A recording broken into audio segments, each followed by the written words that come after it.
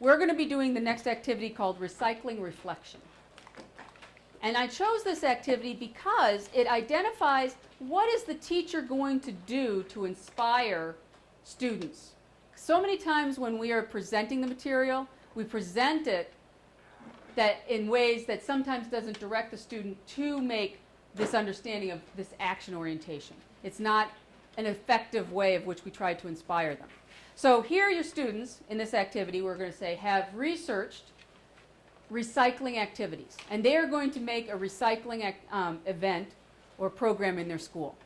So we have, under your instructions, it gives you an example, that which of the following questions encourages your students to reflect on their project? How are you going to get them to reflect and develop their projects? So if you ask them the question, what are the cheapest ones to buy, reflecting on their choice of receptacles? Is that going to necessarily be the best one to use for action orientation? Because remember, we want them to choose strategies to encourage learners to reflect on consequences of actions. So we say, no, it's not the cheapest ones to buy. Can we paint them with the school colors? Is that a good direction to have the students think about as they're planning their action orientation? Why not? Why not? It's irrelevant, really. Yeah. It's not going to get them into a planning process. They're going to be debating color. Okay? Will using cans that look like trash cans defeat our purpose?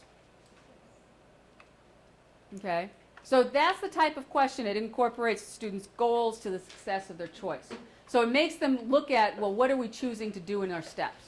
So as you turn the page, there are several other questions. I'm going to ask you to pick the best one of those three. As in all cases, there may be more than one answer that you find is a very good action orientation question to utilize in your planning. Okay, have we selected them? Okay, for the first one, which letter do you think is the best choice for your questioning? First, planning the recycling program, which of these questions will promote reflection? Does how many cans do you want to recycle promote reflection? No. What do you want to accomplish? Okay, that one does. Where can we find room to store the recyclables?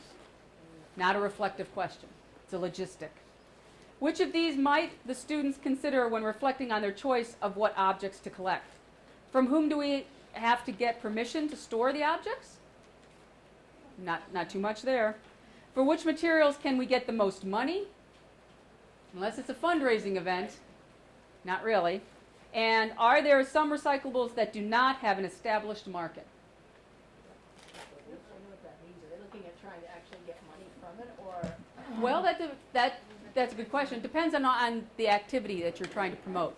If you're strictly getting the students involved in an action-oriented, that they want to create a project that would involve them and be sustainability within the school, then it might not be the fundraising question. If they're doing it as a fundraiser to get something else, then that's something they have to think about. The last question is more to the point, are there some recyclables that do not have an established market? Doesn't point directly to the fundraising aspect. It asks them to think, which ones are you going to recycle and why? So they may say, we are going to recycle number 5 plastic containers. But if you have nowhere to go with number 5 plastic containers, why recycle those? Okay, midway through the project, you find that recycling bins are always empty. Which of the following best encourages the students to reflect on their previous decisions? So they have to reevaluate their project because nothing's happening in the halls there. Should we move those to another room? What are some reasons the bins might be empty? Okay, totally open-ended. Nobody's recycling. Should we move on to another action project? That's usually what happens. That's what happens is it's not working. Let's wait for next year and maybe the other group will figure it out. So no, that's not exactly a reflective one because they're going to say, okay. The instructor wishes the students to consider a number of consequences of the recycling project. Which questions should students think about early on to be able to consider at the project's completion? How much energy does it take to transport the recyclables to the community collection center? Yeah, that's a good one. What percentage of the school population currently recycles? Anybody select that? A or B could be for that one. Either one of those gets them to reflect on their outcomes especially. When the project is completed, which questions are most likely to inspire reflection? Did we accomplish what we set out to do? Yeah. Definitely. Did our project encourage others to continue to recycle? It's either one of those. Did you enjoy the project? No. Yes or no questions, generally not good reflective questioning. Okay? The last one, instructional soundness, is something that we really look at when we're evaluating those materials because we want to know if it's a usability issue. Is it going to be used by whomever is going to be teaching it? Is it easy for you to use? And is it, again, learner-centered? Does it give the student somewhere to go and evaluate what they're learning and change and manipulate? Wanting them to develop questions, wanting them to say, well, why isn't it done this way? Why can't we do it this way? Can we do a project? Those are the things we want them to be involved in the actual material that's being presented. So that is our last page. I'm going to save that one for last because I really want you to do the main part of this activity. As we're looking through this book, because this is much thinner and smaller than the K-12 guidelines, you're going to be looking through, and you can do this with a partner or on your own, those key 6 areas and how they're identified in here and what are their potentials and what are their requirements for evaluating materials. But the only way to actually understand this, you can read it as a book, it's not very riveting if you just read it as a book, is I want you to select some material and evaluate it. Who would like to go first and explain, first of all, what was the resource you have? And what did you find out it does generally that activity or that resource is addressing? And then how would you evaluate it in our 6 categories? Who's going first? Go right ahead. What did you take? I took Native American gardening, and it's compiled of stories and projects. Mm-hmm. And I thought that it was pretty much like a process. It was telling you a process of how things are done. And as far as the fairness and accuracy, I felt like that was yes, that it was fair and accurate. They had a reason for why you would plant things on this north or southeast side of the garden and what shaded other things. And Was it fair and accurate in reference to Native American presentation of gardening?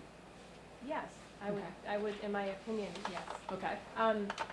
The part, I didn't see, for the part that I was reviewing, there wasn't a lot of depth. It was more factual, as I said, but they did talk about journaling and what you see as you are watching the garden develop, Mm-hmm. like on a day-to-day basis, and I think that would open up more kind of thought process for questions for students to, be able to say, oh, well, why did this grow sooner than this if this was over here, and that, so forth. There was Okay. action all over it. I felt like there was action orientation, Mm-hmm. and instructional soundness, and I think that this was another place where you could make it more instructional or less instructional, and you could kind of be the facilitator of having the students become more of the leaders, Okay. the things that they wanted to grow, but maybe not actually as it was stated in this content. So there would be need for additional materials Yes. in that to make it fit into your needs. Correct. Okay. And is it usable by you? Yes. Do you think it's very usable? Mhm. Okay. So that's one evaluation of that material. Anybody have another one they want to share out? Material you found? Go right ahead. I did What Piece of the Pie, which was an idea of understanding farming and from farm to table essentially, and all the costs involved and the distribution of resources. It pretty much hit everything in terms of, it gave good statements, it gave good facts, and then it also gave references and resources in the back so you could fact check it if you wanted. It did give different viewpoints from the perspective of the farmer, the consumer, the people who are involved in production, so there are different views depending on where you're looking at that. The depth, I mean, it went in, it doesn't go into great depth, but it goes into enough depth in the activity to get familiar with the costs associated. And then there was a lot of skill building in terms of math, graphing, and data collection in that regard. So you're graphing and you're making predictions based on where you think the money goes versus the reality of where it goes. The action orientation, again, the personal stake, they ask the kids to think about what happens when you go to the grocery store next time, what will you think about and what will you share with others about your understanding of how this works.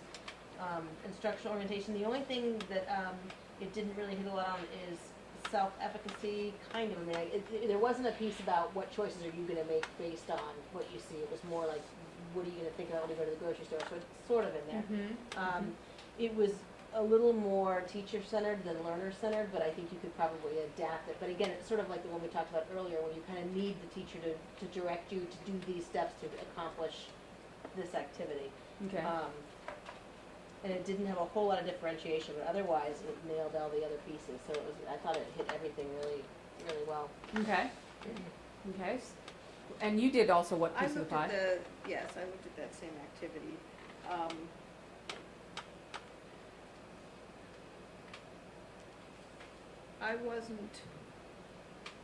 I didn't think it was open to inquiry. I thought it was very prescriptive. And there wasn't, it was like, first students guess what the right answers are, and then the teacher tells them what the right answers are. It's not super inquiry based in terms of generating your own question, but it's a little bit, I thought the fact that they at least had the students making predictions about what they thought things were, and then looking it up a little bit, it's Well, a they stretch, didn't look it up. They just gave them the answers. I mean, How did they there's, always do that part? there's the, it's Oh, like, there's you a- make your predictions, and then here are the answers. Yeah. Well, that part is not the answer. That's for the 19 cents. That's the farmer. Well, but Yeah. they aren't looking up. But they do provide the answers. Yeah, they do provide the answers. It's like. Could they look it up? Did they tell you in the writing where to find it? Who provides that answer? Yes, that was from the Department of, the USDA. Okay. So it's potential the students could look it up. And if I were doing this with, you know, 7th grade and up, I You do probably that. would have them look it up. Right. Maybe 4th, 5th, 6th graders, maybe not. Right, and Or depending maybe. on what your time frame Yeah. is, if you're limited in time, sometimes giving them that information is easier, but. Yeah. No, it's definitely not an inquiry base where they're creating a project to try and figure out, you know, how much of your dollar goes into what. It's an activity that's to present information about what goes into providing your cost of Right. food. What percentage of your dollars goes to what? And it also assumes that they can make pie graphs and Yeah. bar charts instead of providing instruction. On how to do it. And, you know, at some levels that's appropriate, and other levels it's not. So does it have age level appropriateness? Does it look at it and say, for older kids use this, for younger kids use this? It does not. Okay. Um, Does it have a differentiation of materials that are for different age groups, no, that could be used in different age groups? no, you'd have to do that yourself. Yeah. Well, they didn't, but they provide you with some of that? They may not say this is for younger kids, but do they have different graphs that appeal to different Yeah. age levels? Like they I have the don't, what well, I piece of don't the know. pie. I don't know whether a pie graph and a bar graph appeal to different ages. I mean, Which is appropriate for Well, the but data. they have a Yeah. what piece of the pie where it's all lined out and kids can color in the actual pieces, whereas if you're at the high school level, you might say, make a pie chart without these individual slices, and like you have the corn. So they give you the pie colored chart, in. they give you the bar graph to start Yeah, with, and so they you give can it a choose. pretty, you know, you can color it in or you can make it your own. I mean, you couldn't ask a 4th grader to make a pie chart. Couldn't Oh, even no. ask a high schooler to make a pie chart, but some of these, I hope I you can think- ask a high school. well, you I can, hope- you pie can chart. ask them, yes, but you can ask them, they got some of them, yes. But in terms of, you could have them start, whereas a 4th grader, if you gave them these slices, it's easier to color it. So, Yes. yes, you differentiate on your own, but I think they do provide the lower Options. end, and then it's more like if you wanna have the high school kids make it more difficult, you put that out, like what you said, having them research it. So I feel like actually they kind of provide for the lower end, and then it's up to the teacher Yeah, you'd have to differentiate on to differentiate us. Right. significantly more. Yeah. I But agree. if, you know, if I were doing that, if I were doing it at a high school level, I would want them to come up with their own research questions. Right. So right. I don't know that I would use this at a high school level. Yeah. Would it be something you split between a science and a math class then? No? Something would But be, It definitely seems more social studies than science to me. Okay, social studies and math class. So that they could do the research in one end and the skill application in the mathematics. The math that's required is not a high school level math. Okay. It's very middle school math. The calculating percentages and making bar charts and pie charts is something that you should be able to assume at high school they can do. Okay. Should, yes. Okay. And So if they need instruction on that at the high school level, that's a differentiation thing, not, Mhm. It's been provided for here. yeah. Okay, so it depends on what you're using materials for, that you're analyzing them, and how you would integrate it, what your needs would be, that you would be looking at that. So we might use something like this in environmental justice Uh-huh. or something, a social studies course, Okay, more than a math a class. math course, Okay, not high school math. Do what? okay. Who has another activity or material reference book or something that they would like to share? Yeah, I'll Do talk this about one? this Okay. This is from NOAA, it's volume 1 of Why Do We Explore, and it's a collection of activities. As far as dimension 1 here, fairness and accuracy, it does pretty well. In terms of the inquiry, though, there are hands-on activities here. There maybe is some questioning. It's definitely guided inquiry, and if we were going to consider, do they really do the whole inquiry cycle and emphasize the meaning making after the hands-on activity, it's not blatant here. So if you know about taking an activity and making it more inquiry, you could look at this and say, yeah, I could do this right really easily. But it's not blatantly in there, have a meaning-making discussion and find the claims and evidence and all those pieces.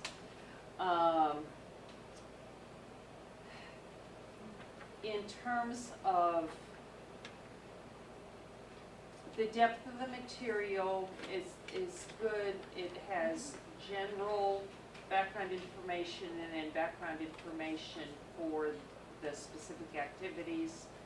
The concepts are identified at the beginning of each of the lessons, and they do try very hard to put the concepts in context with the Oceanus Explorer. The issue of different scales, I think they are considering it, at least in a couple of activities that we looked at here.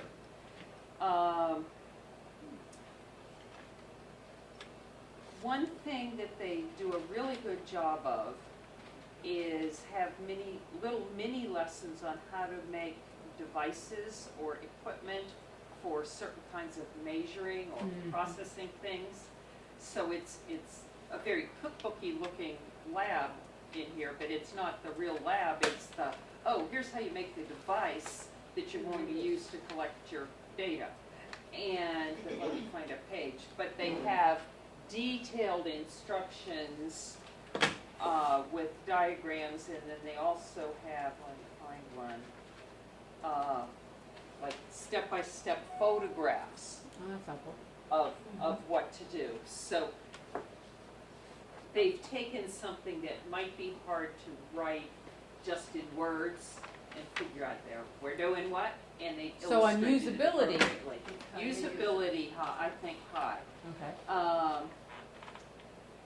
Instructional orientation, I don't know, it's pretty teacher-centered, but as I said, we can modify that so many ways. The differentiation is not a strength of this. You would have to do your own differentiation. They do indicate the grade level that it's appropriate for, typically grade level bands like 5 and 6 or something like that. And it's not a lower elementary activity. No, this is a Starts on upper, Fifth. yeah, upper elementary through high school. Assessment on some of the activities, it's a suggestion of how to assess, like they could write a paper, you know, like, oh, duh. So that, again, isn't a strength, but they've addressed, they at least have a heading that says assessment. And Bless you. usability, I think it's got a lot of design features that make it usable as a book, but I think a teacher who was new to it would have to definitely take the time to work through the activity by themselves or with their peers and go through it before trying to teach it in class. Okay. But I think that's true of almost every Absolutely, activity. yes. Yeah, most of these things, especially if it's a new concept to the educator. Yeah. And they're trying to do it. Could you do a drop in the bucket, what your assessment of that was? In a nutshell? Okay, yes, this activity is an oldie but a goodie.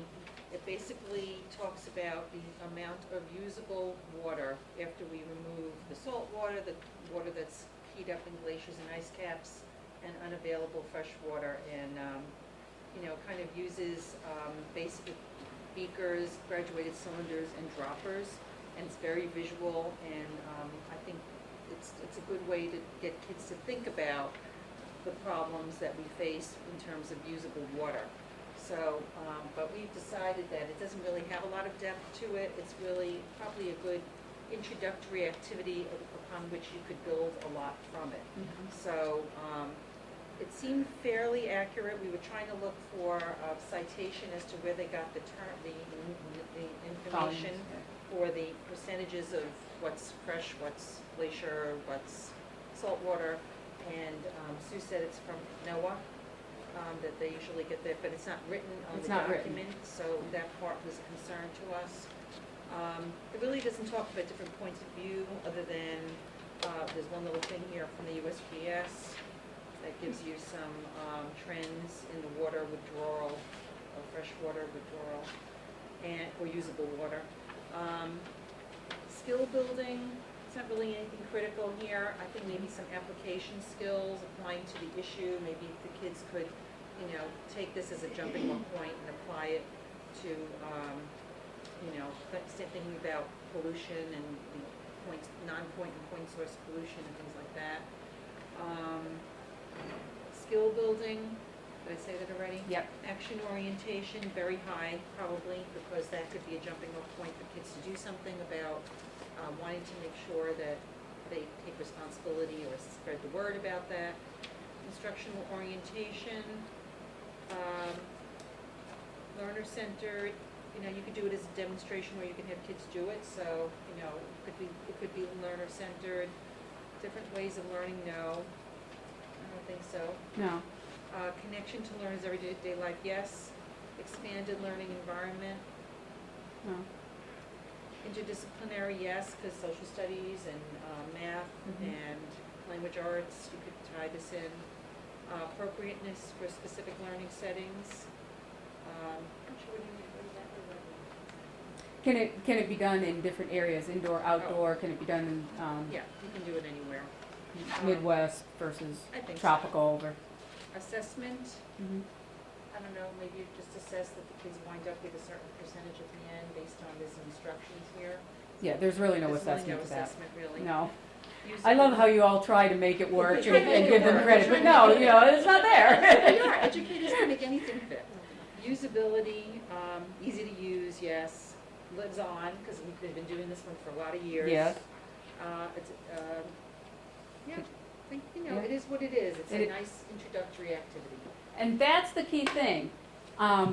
In closing, when we're looking at applying your assessment of materials, when you're going about building your units, when you're going about going to workshops and accumulating books and things like that, we know you're not going to find one book, the Utopia book that has it all in one of, because imagine the volume of that book. And so we know that you're going to get a accumulation of a lot of materials, and you're going to piecemeal it from one activity with, you might use a drop in the bucket, and then you're going to talk about water audits, and then your kids are going to go and learn about water quality, and they're going to go to, your water resource people, all sorts of things in order to build that concept. And the idea that there's a lot of resources out there is important to know. When you evaluate the material, you may say, well, it doesn't have any depth to it, doesn't have any differentiation, it doesn't have any cited things, but it's a darn good activity. Did anybody find something that just was, had a good collection of activities, but there was no depth to it, there was no differentiation? Did anybody find a resource that falls into that? What was that? Someone. This was similar to, I didn't catch your name, I'm sorry. Sue. This, Marjorie. Oh, Marjorie. Marjorie. Sorry, so it's not me. similar to Marjorie's in that this is, I teach high school, but this is an activity that's really for, I think they said, 2 through 6. It was lunch at the dump. So it's a visit to a landfill or a visit to a recycling center or something like that. And it's a good jumping off point. Mm-hmm. It's a good way to start having the students ask some questions. Should I explain the activity? Which one was it? Which resource? This is from Healthy Foods from Healthy Soils. Okay. So essentially, students go to a landfill, they bring a lunch, and they go into 2 groups. So one group is essentially getting a tour, getting some facts, sort of the life of everything that goes into the into the void. Mm-hmm. While the other will eat, preferably like on a landfill or something like that. They put something in the people who are eating will put a bag in the center, and they throw all their trash in the center, and they do sort of a mini audit. They discuss it.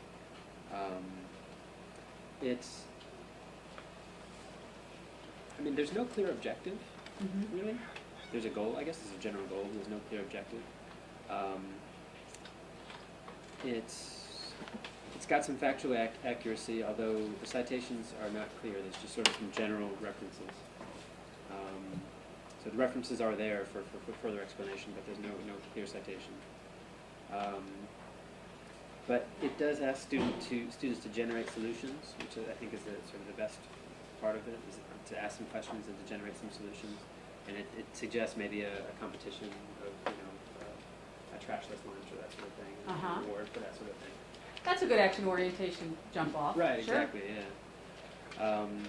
So it's got both critical and creative thinking skills, because it's sort of implicit in the activity is asking students to think that does what you see have to be the way it is? And then the creative part is just what are the potential solutions? What can we do to change it? And individual and group, so they discuss it and then people go out in their own and see if they can, bring in a trashless lunch. So for action orientation, I like that it's local. So the facts can be local facts, and so the action can be locally oriented also. Let's see some of the highlights. Yeah, I don't know if I should go through all of these things, Yeah. but there's no assessment. The biggest thing again is no clear objective. I like it as a jumping off point for discussion in general. So all of this evaluation doesn't ask, is that a good resource or is that a bad resource? It's basically asking you to assess how you're going to use that resource. Because, the leaf hunt relay is a great activity. And I've done it with many kids. But it doesn't teach tree identification. It doesn't teach diversity. But I like it. I like it. I like kids to do it. Things like that. So that's what it's asking when we're evaluating the material, is look at what it's presenting. This is what we look at when we're trying to design these things, is try and get as many of this possible. And then evaluate how you're going to integrate it into your classwork for your students. So evaluation is all for you. And then as you get older, it's how to get your students to evaluate information, concepts, and come up with decisions and actions. That's the main thing, especially for Greenleaf, is we do want kids to have action-oriented projects going on. So whatever that may be in your school, it helps start them out with how you present that information with quality stuff.